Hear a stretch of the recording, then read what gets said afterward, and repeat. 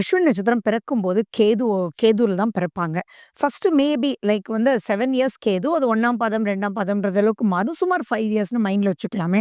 ஏன்னா வந்து 3ஆம் பாதம்னா ஒரு 5 இயர்ஸ் இருக்கும். ஸோ அந்த ஸ்டேஜ்ல பார்த்தீங்க அப்டின்னா, கண்டிப்பா அவங்களுக்கு வந்து ஃபர்ஸ்ட் பாயிண்ட் நெறைய அஸ்வினி நட்சத்திரம் வந்து ஏதோ ஒரு ஹெல்த் ப்ராப்ளத்த சந்திப்பாங்க.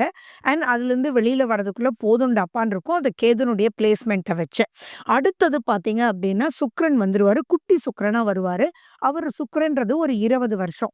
ஸோ அந்த 20 வருஷத்துல பார்த்தீங்கன்னா, நெறைய அஸ்வினி நட்சத்திரம் வந்து கலை, ஈடுபாடு, பாட்டு கத்துக்கிறது, செய்றது, ஒரு இன்ட்ரஸ்டிங்கான விஷயத்துக்குள்ள பண்றது அப்படின்றதும் நல்ல லக்ஸரியான லைஃப்ல இவங்க பிறந்ததுனால அவங்களுடைய குடும்பம் ரொம்ப நல்லா இருக்கு. இப்பதான் நான் வீடு வாங்கினேன். இந்த குழந்தை வந்ததுக்கப்புறம் சூப்பர் அப்படின்றதெல்லாம் வந்து பெற்றோர்கள் நெறையவே பேசுவாங்க.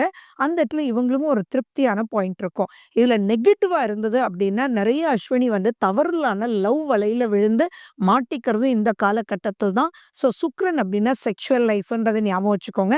நெகட்டிவான விஷயத்துக்குள்ள ஈர்க்கப்படுறதும் இந்த காலகட்டத்தில் தான். அண்ட் நல்ல ஏஜ் ஆகும்போது அவங்களுக்கு குரு தசை வந்துரும். ஸோ அந்த குருன்ற பீரியடுமே திருப்தியான ஒரு நிலையில தான் இருக்கும். ஏன்னா அஸ்வினியும் குருவும், செவ்வாயும் குருவும் நல்ல ஒரு நட்பு நிலையில இருப்பாங்க. ஸோ இதுதான் ஆன் தி ஹோல் அஸ்வினிய பத்தி.